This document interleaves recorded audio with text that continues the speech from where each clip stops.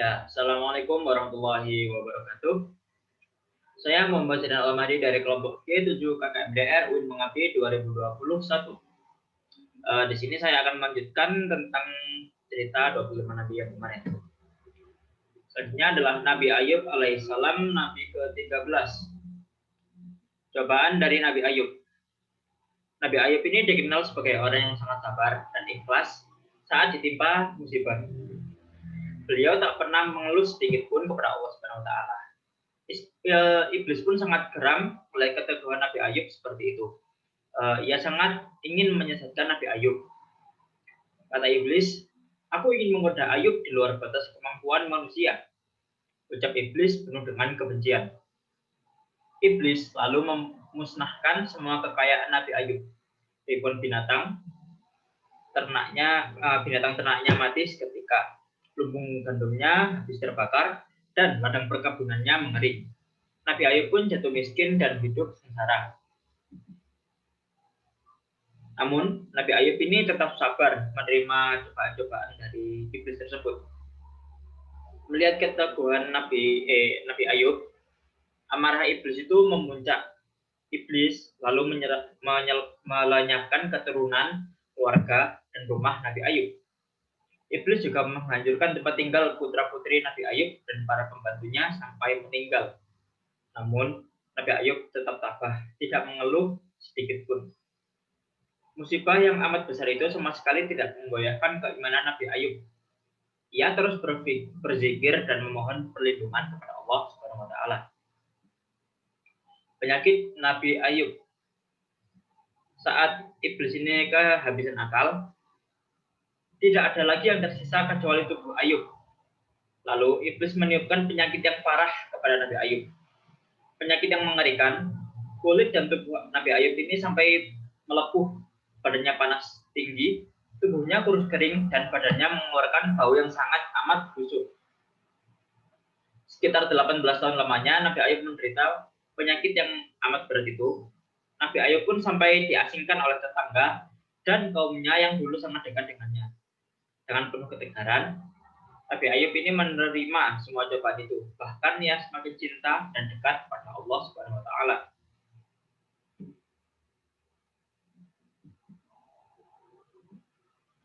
Setelah ditimpa berbagai musibah berat, lama-lama kesabaran istri Nabi Ayub yang bernama Rohmah ini mulai goyah. Ia mengeluh atas penderitaannya. Nabi Ayub mengingatkan istrinya bahwa dirinya telah digoda setan. Lalu Nabi Ayub pun bersumpah, wahai Rohmah, nanti aku akan memukulmu 100 kali jika aku sembuh.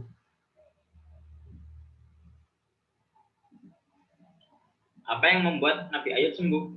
Kondisi Nabi Ayub yang saat itu kian melemah. Suatu hari Nabi Ayub menerima petunjuk dari Allah Subhanahu wa taala untuk menghentakkan kakinya ke tanah. Tiba-tiba tanpa diduga, mendadak muncul air yang amat sangat segar dan jernih. Nabi Ayub pun langsung mandi dan meminum airnya. Subhanallah, dengan seizin Allah Subhanahu wa taala, setelah mandi dan meminum air itu, penyakit di dalam tubuh Nabi Ayub ini seketika hilang. Kulitnya menjadi halus dan tampak lebih muda. Rohmah pun mulai takjub melihatnya.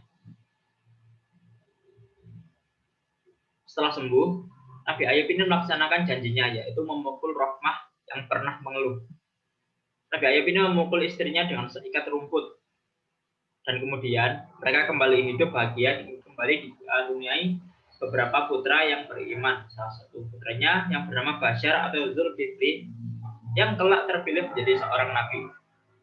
Nabi Ayub hidup sekitar tahun 1540 sampai 1420 sebelum Masehi dan berdakwah kepada Bani Israel dan kaum Amoria atau Aramin di Haron, Syam.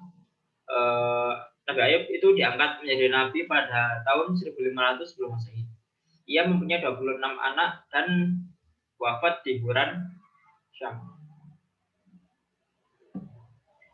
Selanjutnya adalah Nabi Zulkifli alaihissalam, yaitu Nabi ke-14. Asal mula nama Zulkifli. Zulkifli atau nama aslinya yang bernama Basyar adalah salah seorang putra Nabi Ayub. Suatu ketika, Raja Israel di Syam, Damaskus, bernama Ilyasa, sudah berusia lanjut. Ia tidak mampu lagi menjalankan pemerintahan dengan baik. Lalu sang raja mengumpulkan rakyatnya yang mengangkat raja baru untuk mengangkat raja baru sebagai pengganti dirinya. Raja baru itu harus sanggup melaksanakan 3 syarat selama hidupnya, yaitu sanggup berpuasa pada siang hari, beribadah pada malam hari, dan sanggup menahan amarah. Tidak seorang pun sanggup menjalankan syarat-syarat tersebut. Ternyata hanya Bashar yang sanggup melaksanakan ketiga syarat tersebut. Itulah sebabnya Bashar dipanggil dengan nama Zulkifli yang berarti orang yang sanggup memegang janji. Godaan setan. Suatu ketika, Nabi Zulkifli ini hendak beristirahat. Setan dengan wujud seorang kakek datang ke dalam istana. Setan tersebut berpura-pura menjadi tamu dan ingin memancing kemarahan Nabi Zulkifli. Sekalipun setan masuk dengan cara memaksa, Nabi Zulkifli ini tetap bersabar dan menerimanya dengan sabar.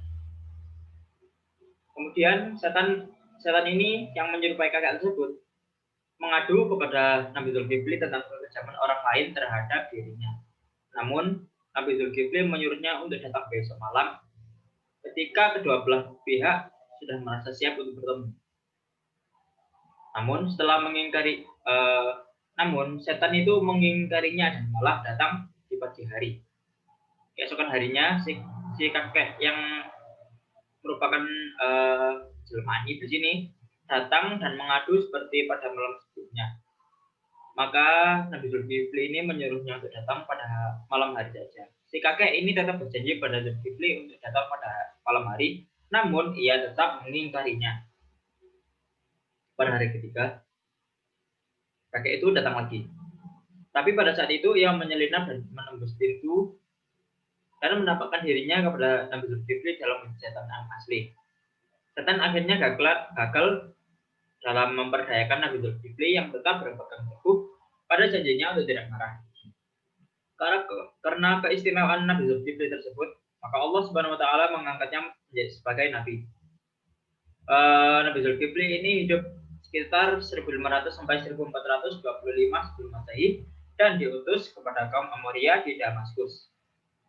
Ia diangkat menjadi nabi pada tahun 1460 sebelum Masehi dan ia memiliki 2 orang putra dan wafat ketika berusia 95 tahun di Damaskus, Syria. Selanjutnya adalah Nabi Musa alaihi salam, yaitu nabi ke-15. Kehidupan Nabi Musa.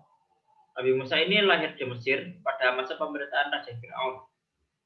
Ibunya bernama Yokabat dan ayahnya bernama Imran bin Yasod. Raja Fir'aun yaitu seorang raja yang sangat kejam. Waktu itu Fir'aun memerintahkan pasukannya untuk melenyapkan setiap bayi laki-laki yang lahir ketika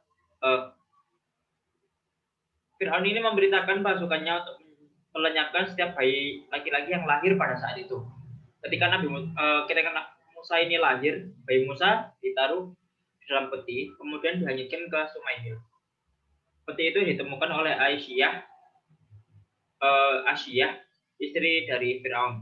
Aisyah dengan seizin Fir'aun merawat Nabi Musa ini hidup sekitar tahun 1527 sampai 1407 sebelum Masehi dan wafat pada usia 120 tahun.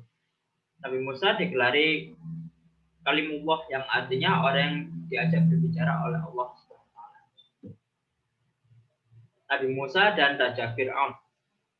Ketika sudah dewasa, Nabi Musa dan para pengikutnya begitu bersabar ketika menghadapi Raja Fir'aun selama bertahun-tahun. Bahkan Fir'aun ini begitu sombong karena mengaku dirinya sebagai Tuhan. Nabi Musa dan para pengikutnya akhirnya memutuskan keluar dari Mesir dan menuju Syam atas perintah Allah Subhanahu wa taala. Kemarahan Raja Fir'aun semakin memuncak ketika mendengar jika Nabi Musa dan para pengikutnya memutuskan untuk keluar dari Mesir. Ia mempersiapkan pasukan tentara untuk mengejar Nabi Musa dan para pengikutnya. Dalam pengejaran itu, pasukan Fir'aun hampir menyusul Nabi Musa dan para pengikutnya. Padahal di hadapan mereka tertutup lautan. Mereka diliputi kepanikan ketika sampai di pinggir laut. Maka Allah memberitakan Nabi Musa alaihissalam ini memukulkan tongkatnya dan terbelah jalan di tengah lautan untuk melakukan pelarian. Pada saat itu keadaannya benar-benar genting dan terhimpit dialami Nabi Musa dan para pengikutnya. Namun dengan segala kekuatan iman yang dimiliki, Nabi Musa berusaha untuk menenangkan para pengikutnya. Setelah itu turunlah wahyu Allah kepada Nabi Musa. Pukullah lautan itu dengan tongkatmu, maka terbelahlah lautan itu dan tiap-tiap belahan adalah seperti gunung besar. Setelah itu lautan terbelah. Nabi Musa dan para pengikutnya bisa menyeberangi lautan dengan selamat. Setelah itu, Laut Merah kembali ke keadaan semula dan menenggelamkan Firaun beserta tentaranya yang masih berada di tengah lautan yang sedang mengejar Musa. Sekian untuk cerita kali ini. Terima kasih. Wassalamualaikum warahmatullahi wabarakatuh.